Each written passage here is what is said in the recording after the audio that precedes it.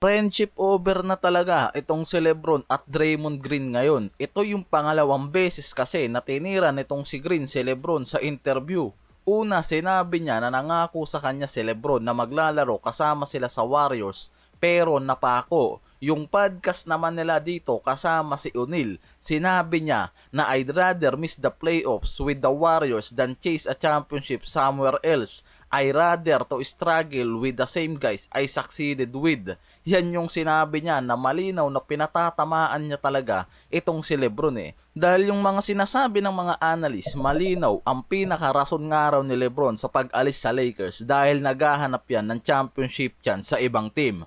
Pero yung iba naman kasing mga articles maliban dyan, parang nadidisrespect nga raw kasi si Lebron ngayon sa organization ng Lakers since dumating si Luka na bagong franchise player nila. At isa pa, hindi siya ang pinapriority na at hindi na kasi gumagawa rin ng paraan ang Lakers para mag-stay siya. Sinabi pa nga ni Pelinka na kay Lebron na ang desisyon kung mag-i-stay siya o aalis eh. At wala rin kasi silang extension contract na inoffer dyan pagpasok ng off-season. Kaya nga yan mismo pumasok sa free agency at isa ang Warriors sa team na sobrang desperado na kumuha sa kanya at eto mismong si Green kasi ang gumagawa ng way para ma-recruit siya dahil nga sa outside relation nila nitong si Lebron. Kaya malakas din yung loob niya na ma-recruit niya si Lebron pero pinaasa lang sila. Napagol pa nga itong si Green kasama si Lebron kahit hindi niya sports makakumbinsi lang talaga yan. Kaya ngayon, parang sinusumpa talaga niya si Lebron. Dalawang interview na puro si Lebron ang tinitira niya dyan dahil totoong nag-adjust ang Warriors sa salary cap at nag-option out pa siya sa player option niya para magkaroon ng sapat na flexibility ang Warriors na possible ibigay kay Lebron.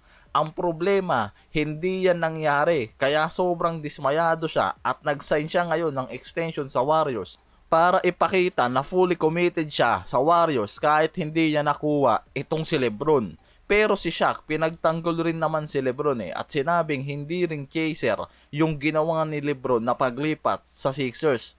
Dahil dinidefine nga lang raw nito yung legacy niya. Parang hindi mo rin naman talaga masasabing ring chaser si Lebron sa Sixers dahil ang last championship pa ng Philadelphia sa Eastern kontra Bucks noong 2001 pa.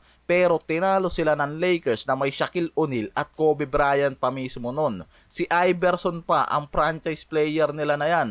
Hanggang ngayon, halos 25 years na, hindi pa sila nakakaabot sa Eastern Conference. Kaya yung pagdating nga raw ni Lebron dyan, hindi nga raw talaga masasabing ring chasing dahil hindi naman nga raw talaga champion contender ang Sixers. Marami lang talagang mga analyst ang nagsasabi na dahil sa sobrang ganda ng ginawang movement nitong si Bob Myers sa offseason, yan yung pinakadahilan kung bakit nabuo ang super team nila. Dahil kung hindi siya gumawa ng blockbuster trade sa opening ng offseason sa pagitan nitong si Brown at Paul George, possible hindi nila nakuha talaga si Lebron.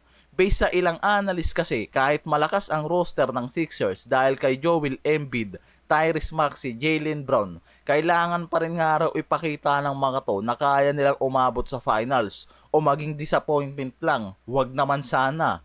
Dahil matagal na silang hindi talaga lumalampas sa second round o conference finals kahit nasa prime pa nun si Embiid at Paul George, may Harden pa nga nun Kaya yung pagpunta ni Lebron, parang challenge pa nga raw. Kung madadala nila sa championship ang Sixers sinabi pa na O'Neal dyan na kapag malapit na nga raw talaga sa end of career ang isang superstar, normal na nga raw talaga na mas piliin niya yung sitwasyon sa pinakamagandang championship chance dahil hindi nga raw talaga yan about sa pag-iwas sa contention Naninigurado lang talaga si Lebron na hindi siya magsisisi sa final decision niya kung sakali bago siya magretiro. Tama naman yung sinabi dyan ni O'Neal Itong panganay naman na anak ni Lebron, itong si BJ Edgecombe, mukhang safe pa rin naman ang role sa bagong rotation nila ngayon since dumating si Lebron. Yan kasi yung unang nakitang pwedeng maapektuhan lalo't lumalabas ang mga report na possible gamitin si Lebron na primary ball handler sa rotation nila ngayon.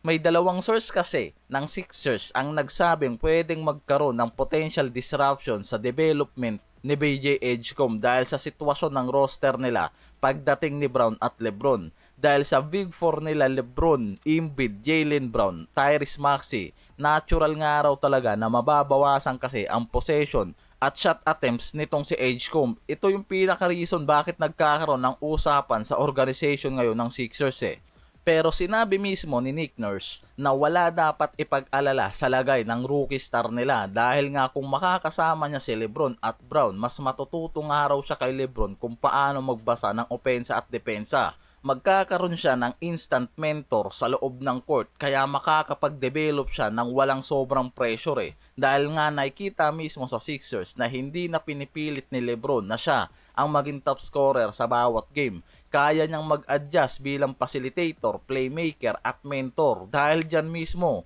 mas madali nga raw na maiaangat ang laro ng mga batang teammate niya tulad nila Edgecomb at itong si Maxey rin syempre kaysa maagawan nga raw ng opportunity yung mga to. Dahil may potential nga raw talaga itong si Edgecomb maging franchise player sa future. Sa report pa, ipinakita nga raw nitong si Edgecomb nung rookie season yung mga sign na pwede siyang maging leader ng team niya in the near future dahil ngayon sa lagay ng Sixers may mga tanong pa rin kung maaantala ba yung proseso niya bilang rising star pagdating ni LeBron at Jaylen Brown o mas mapapaaga yan dahil sa dalawang superstar na makakasama niya na mas established star sa pagiging mentor ngayon sa Sixers.